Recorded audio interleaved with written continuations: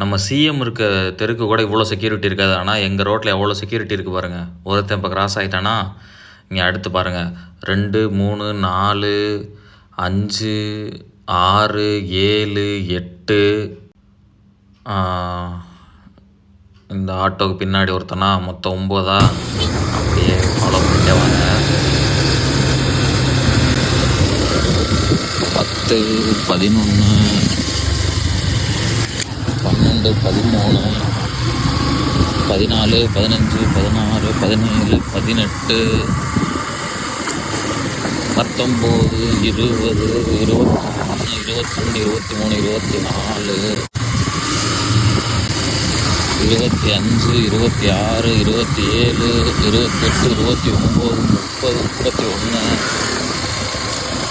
வேறு 2 பேர் ஓட்டாங்க. 33 34 35 1 இங்கே 36 37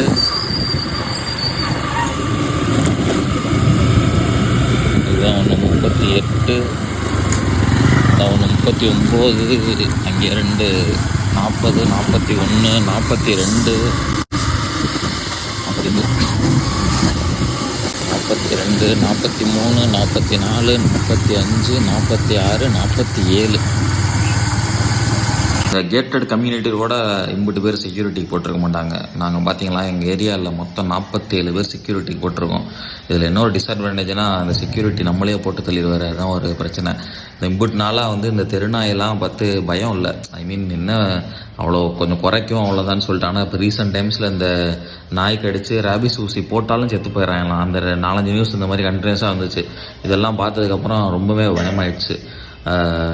கோர்ட் இந்த தெருநாயெல்லாம் ஷெல்டரில் அடைக்கணும்னு சொல்லியிருக்காங்க.